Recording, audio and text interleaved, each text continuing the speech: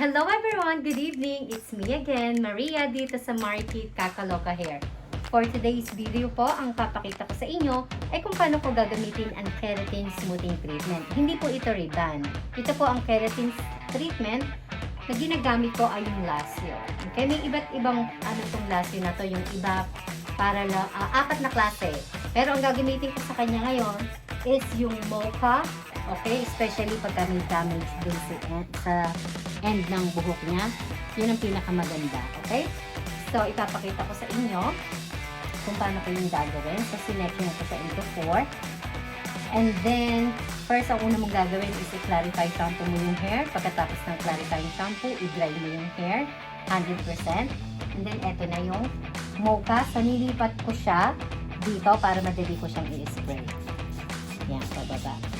Tapos, make sure na na-saturate mo siya. Nabasa siya, huwag naman yung basang-basa. Ayan. Ayaw natin yung basang-basa sa ulan.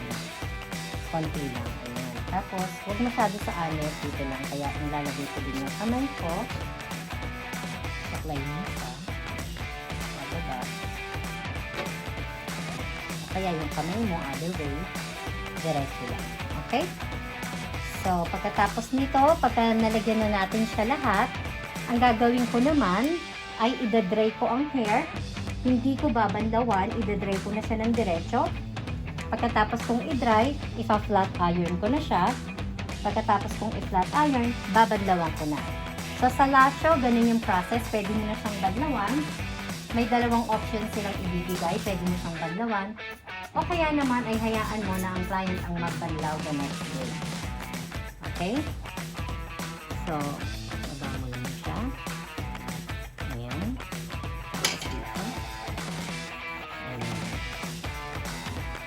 Alright, so ganyan lang ang gagawin natin hanggang sa makatating tayo dito sa pinaka-taas or hanggang sa mabuo natin siya bago natin siya i-blow dry at plancha. Okay po?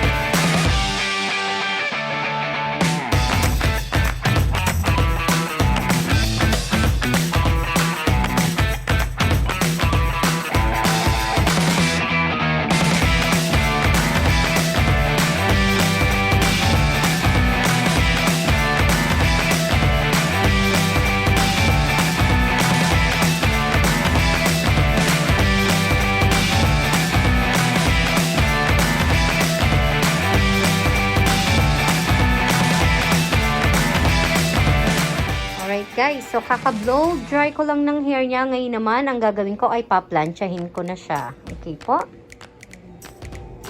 So, 8 times natin siyang paplansyahin, ano? Pwede natin hatiin ito kung medyo malapad.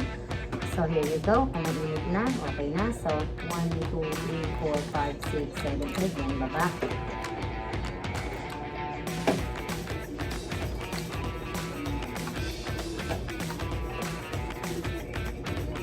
So, 8 times. Again, papakita ko sa inyo, mga kabayan.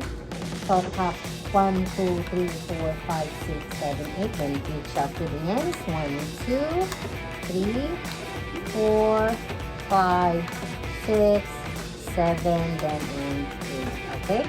Gently, wag pong i-drag-drag yung ganun, ha? At hindi po siya rockstar. Ganun. Hindi siya rockstar. So, ganun natin.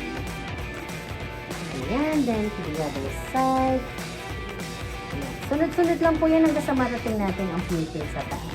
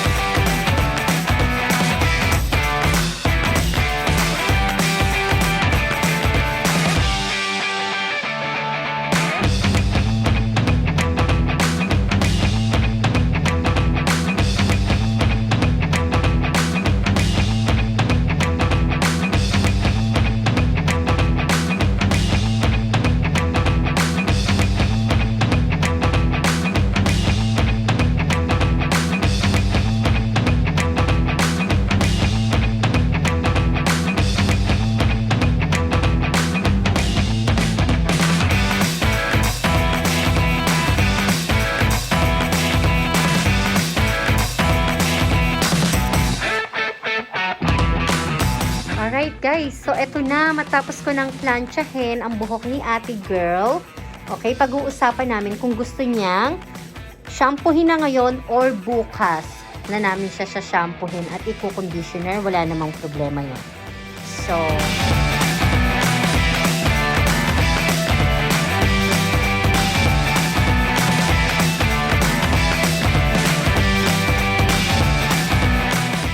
guys so much, and I hope you guys like it, and thank you for watching my video, and please do not forget to subscribe, like, and comment below to my YouTube channel for more support. Salamat kaayo. Mwah! Thank you.